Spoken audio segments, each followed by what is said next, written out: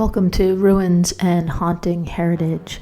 My name is Dr. April Bisa. I'm an associate professor of anthropology at Vassar College, and this is my archaeology seminar for the fall 2020 semester.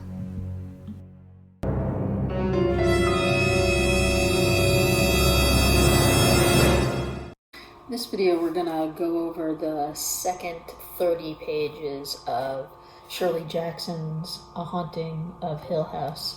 I did a previous video, should be week 1, on the first 30 pages, and that brought us up to the point where our group of investigators got together at Hill House. So at first, the main female character, Eleanor, was getting herself there and exploring the world and a world of possibilities before she gets to Hill House. And she has every chance to not go, and she thinks about stopping somewhere else and turning around or keep going, but she brings herself to this place that she doesn't really know anything about, but she's excited to be invited there and to feel important. So in my copy of the book, Penguin Classics version, this is going to be mostly page 28 to page 60, 64-ish that we're covering.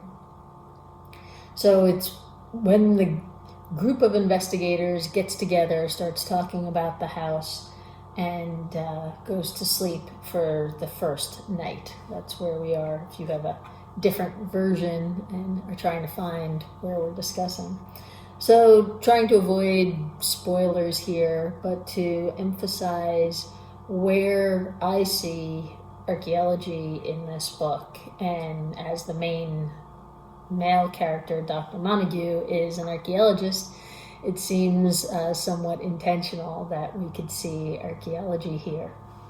So in the first couple of pages of this 30 pages, Shirley Jackson uses things in the house that are pretty ordinary things to some extent to establish what in literary worlds you would say is something like the mood.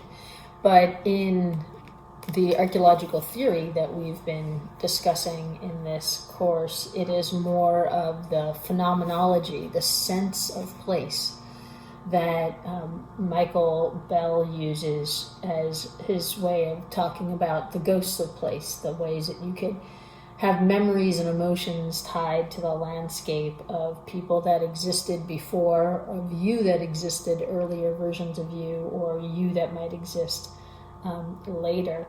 So I'm going to read a paragraph as an example. This is on my page 30.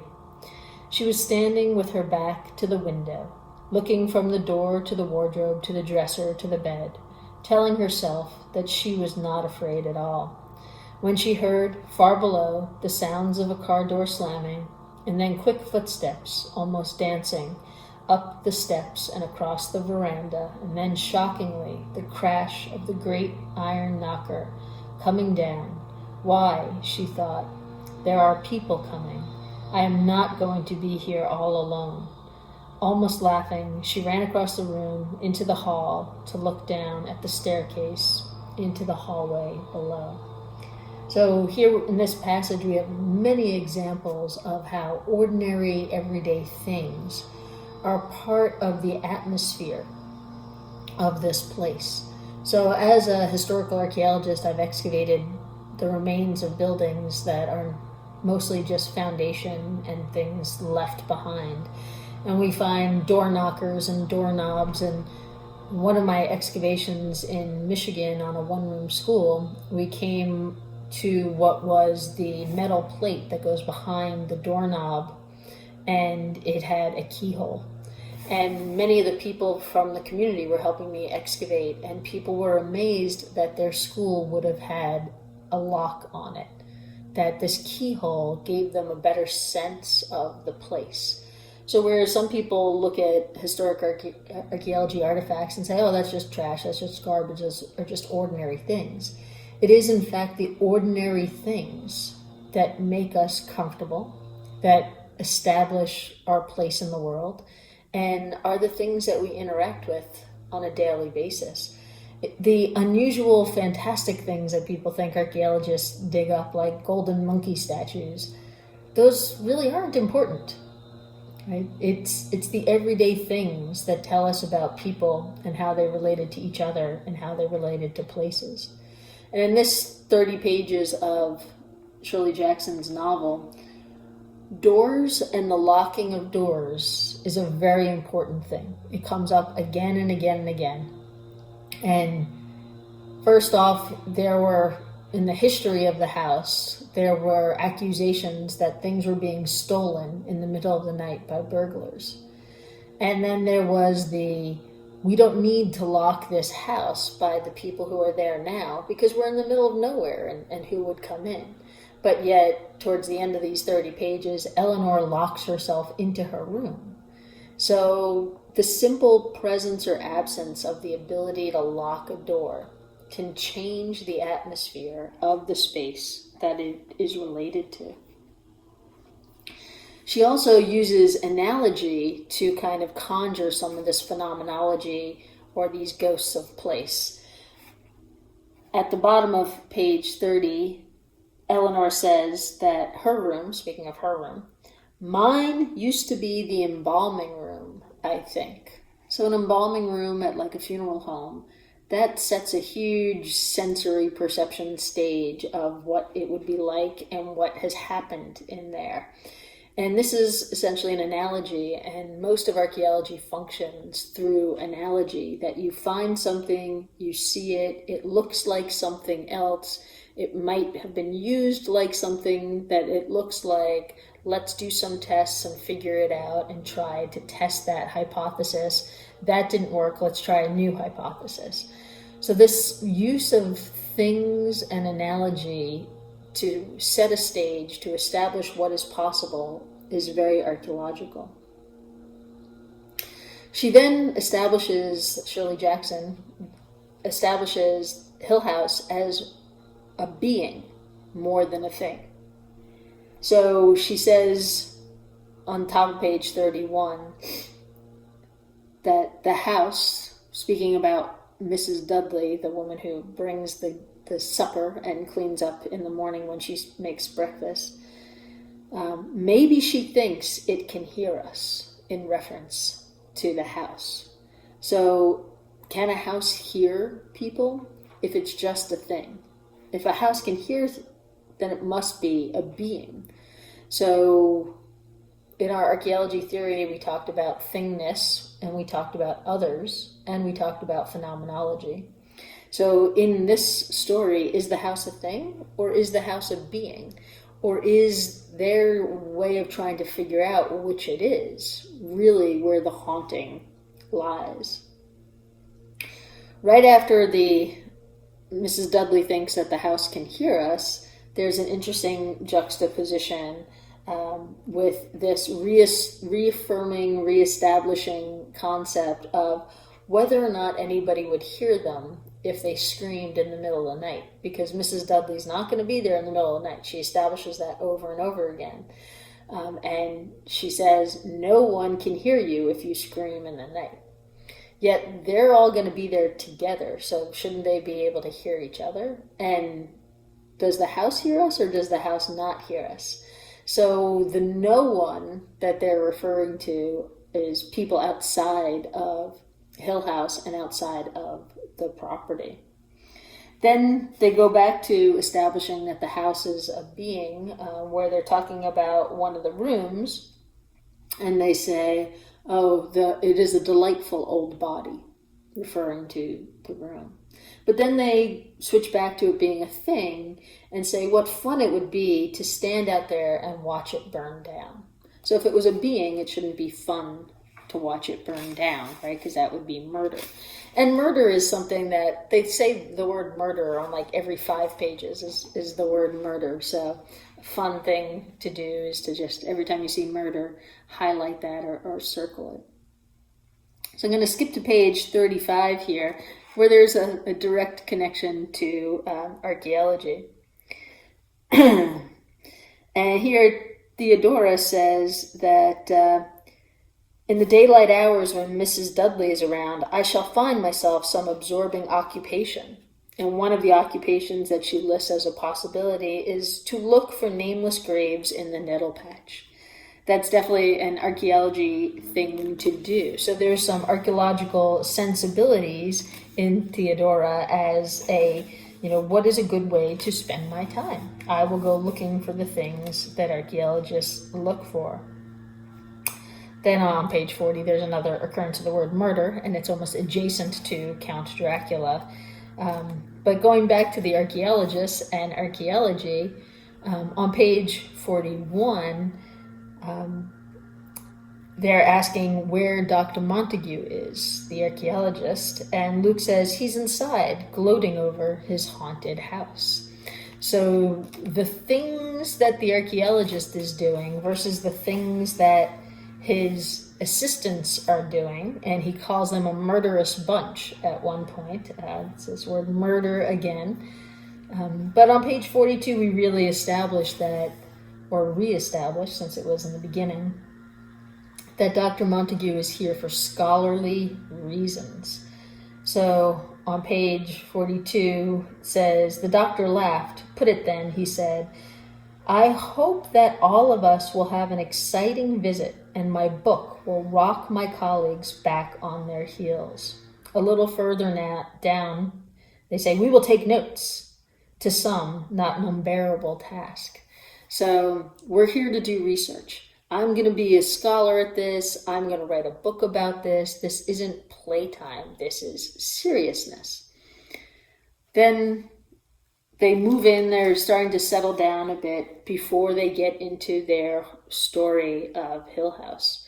They talk about how everything is weird and unusual in the house right now, and they're feeling uncomfortable. So on page 45, they talk about making Hill House their own. They say, tomorrow, as a matter of fact, we will explore the entire house and arrange the things to please ourselves. I have studied maps of the house, so many little odd rooms. Maybe they like to hide from each other. So in Michael Mayerfield Bell's Ghosts of Place, he talks a little bit about how when you go to a new place, there's somebody else's ghost there. And it's a very common thing to do to try to establish that it's your own place as a means of exorcising those ghosts. And in the Harrison and Schofield book, After Modernity, about archaeology in the contemporary past, they say that archaeology is a form of exorcism. So here they're trying to find their own way to get to know the place so it's not so odd and unusual, but they're also going to redecorate so that it is their place, and in that way can be exorcising some of the ghosts. But on page 46, they talk about these little odd rooms and how architecture limits their ability to do certain things. So they say some of these rooms are entirely inside rooms, no windows, no access to the outdoors at all. This house does have its little oddities. Every door swings shut when you let go of it. So if you've been anywhere with old buildings, and at Vassar, our main building is our oldest building, and in the dorm section of main building, there are several rooms that it's a student room, and then inside the student room is a sub room. And usually the sub room has a window, but you literally have to walk through somebody else's room to get to your room, which is really weird. And the stories of that are that was, one room was the maid's chamber and the other room was the student's chamber back in the late 1800s when students brought maids to the college. So the architecture made sense at one time, but it doesn't make sense anymore. But when you see that architecture and its nonsensicalness, it reminds you of the ghosts of the place, of the people that used to live there.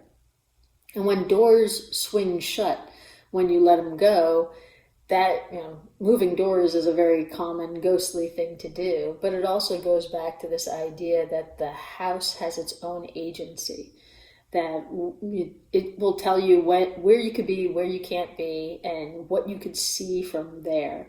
And because they keep getting lost in the house, the fact that the doors are closed helps to make them feel isolated and lost. On page 47, they discuss in more detail how odd is Hill House. And they come to the conclusion that it's not really that odd at all. They wonder if there were jewels buried in the cellar or gold in the secret chamber. And Dr. Montague says there are no secret chambers in Hill House. No such romantic devices exist here. So far, Hill House is an old house. It's a possibly creepy old house, possibly dark and elaborately furnished old house that nobody ever lives in for long. But so far, there hasn't been anything paranormal, nor have there been any ghost stories. So between page 48 and 60, you get the entire setup for both the science, the history, and the paranormal of this house. And it's in the style of how a narrative would be laid out if you were to take a ghost tour, which we did in class and we read about in class with Michelle Hank's book, Haunted Heritage. And it's similar to the kind of information that you would get in a show like Ghost Adventures before the actual ghost hunt starts. So we're way into the book. We're about a quarter of the way through the book before Shirley Jackson starts talking about ghost stories, even though the title of the book is The Haunting of Hill House. So this is part of the reason why I interpret this book as more a ghosts of place and more of a phenomenology and archaeology with buildings as both things and beings than I do a traditional ghost story, even though for many people this is one of the best ghost stories. So we're still not having our ghost story yet, and it says, suppose you heard the story of Hill House and decided not to stay, right? So this is the doctor talking to his research assistants.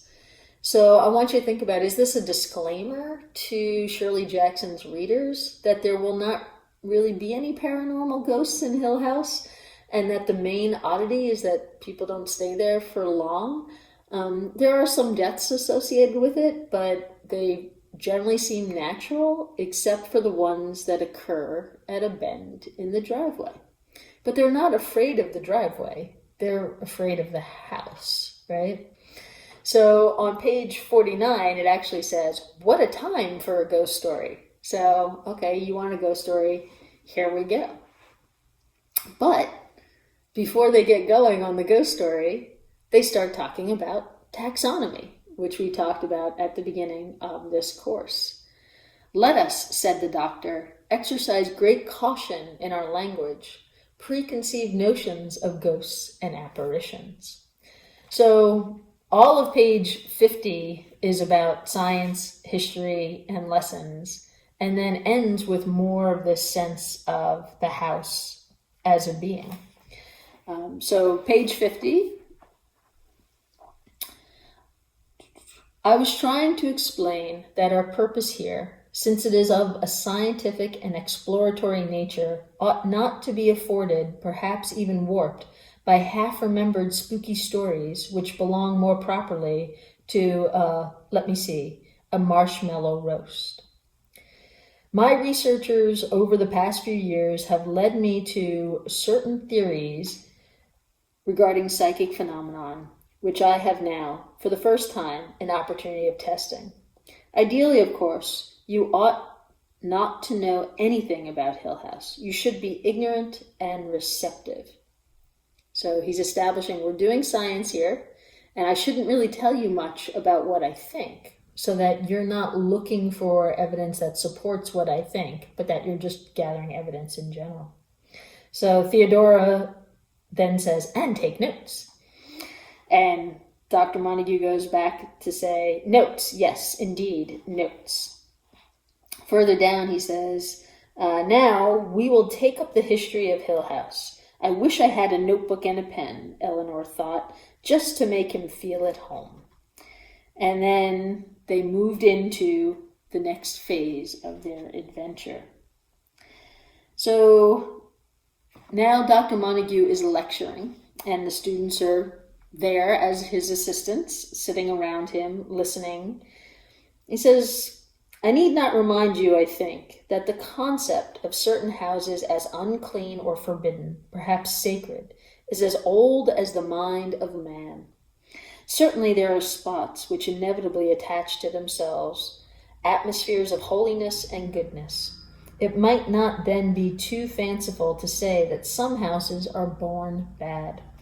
Hill House, whatever the cause, has been unfit for human habitation upwards of 20 years. Then he goes on to say, no one knows even why some houses are called haunted. So now we switch from the taxonomy of ghosts to the taxonomy of haunted places. So Luke says, what else could you call Hill House? And Dr. Montague says, well, disturbed perhaps. So the doctor here who's trying to do scholarly work is not saying that this is a haunted house. Yet the book is called The Haunting of Hill House, and they're there to research the paranormal aspects of it. So he goes on to say, people are always so anxious to get things out into the open when they could put a name to them, even a meaningless name, so long as it has something of a scientific ring. So this desire to label the house as haunted is more about trying to make sense of it than it is about investigating that it is haunted and establishing with facts that it is haunted to most people. But Dr. Montague, being a scholar and a scientist, is trying to establish fact by taking notes and having this experience. He goes on to say, I first heard about Hill House a year ago when he found that none of them, the people who were supposed to live there for more than a few days.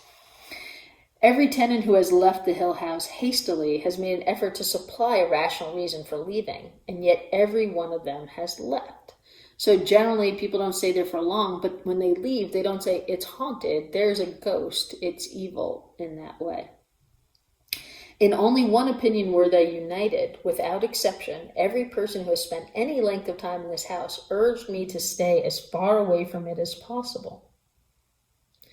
So when Dr. Montague heard about this, he went and started doing research in the newspapers, and he looked for a scandal. So this is the ghost of place, right? This is not what the people who lived in the house were saying, but what is the history of that property. That is very much what historical archaeologists do. And I would argue that historical archaeologists do that more than historians, because historians aren't as place-based as archaeologists, right? Archaeologists are trying to tell a history using a site or the objects at that site with the site. Whereas historians often follow topics or people around landscapes. Wherever they go, they're still part of that story. So the assistant, Theodora, asks, was there a scandal? And he says, oh yes, a perfectly splendid scandal with a suicide and madness and lawsuits, right? So people generally associate haunted houses with murders.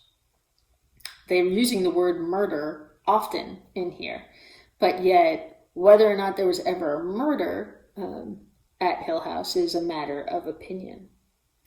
He says, I heard a dozen different stories of course. It is really unbelievably difficult to get accurate information about a haunted house.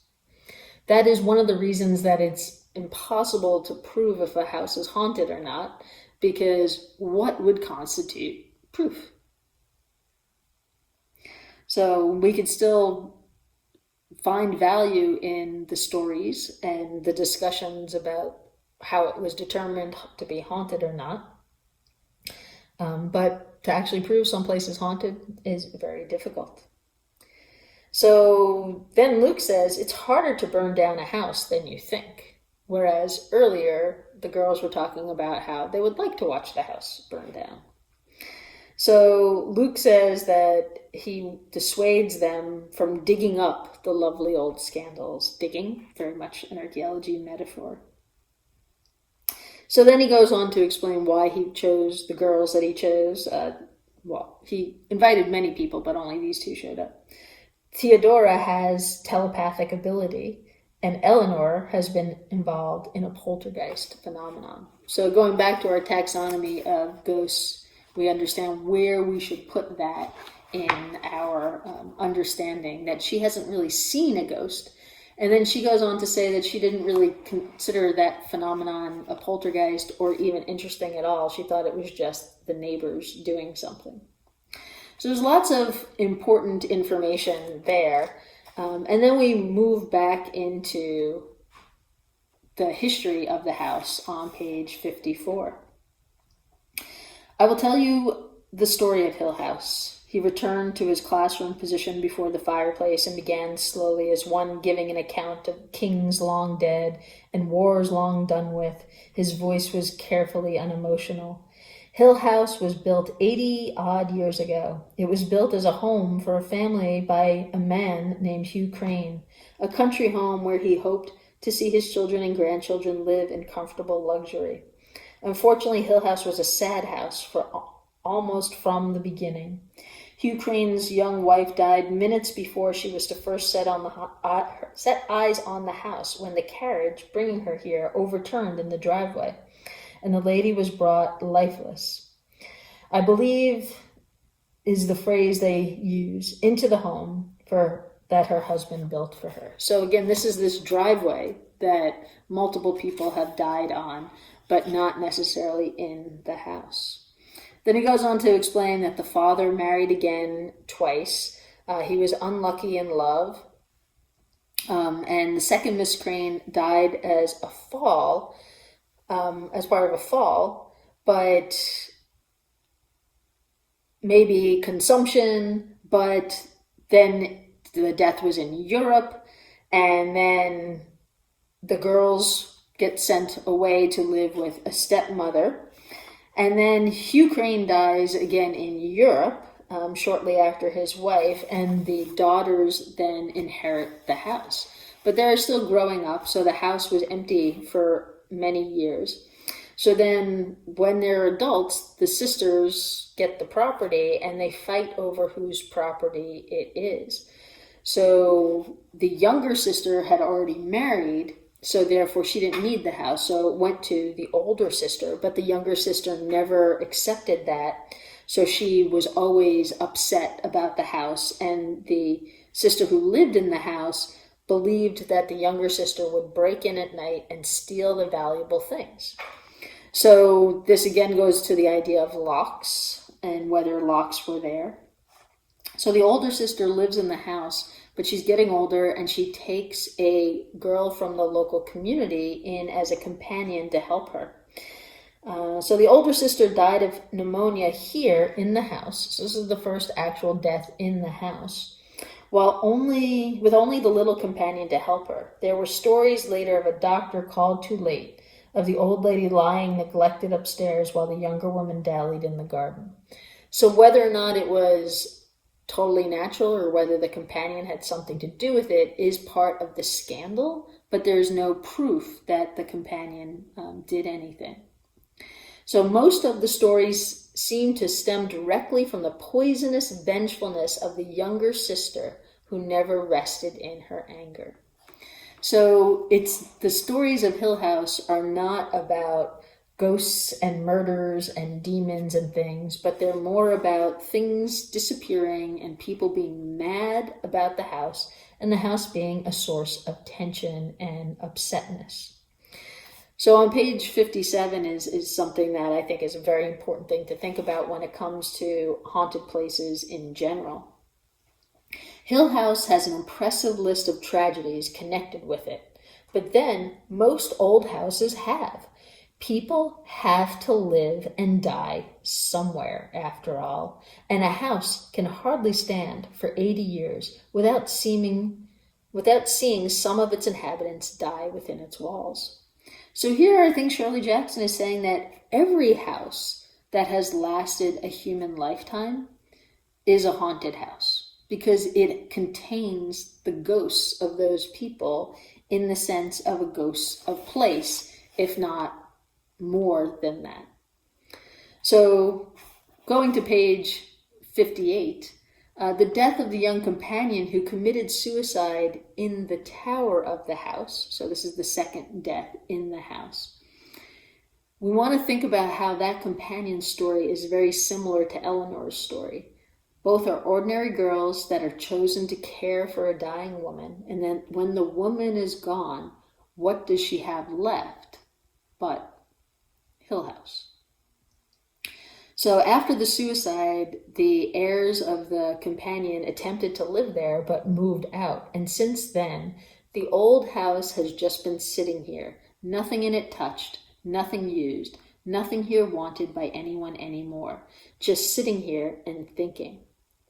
So again, the house is a being, but it's also a time capsule like Pompeii.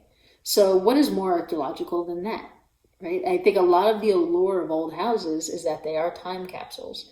And same thing for archaeology sites. They are time capsules. So wrapping up this lecture, on page 60, the doctor says, essentially, the evil is the house itself, I think. It has enchained and destroyed its people and their lives. It is a place of contained ill will. So if you read the story closely, the ill will is greed, mistrust, not paranormal spirits.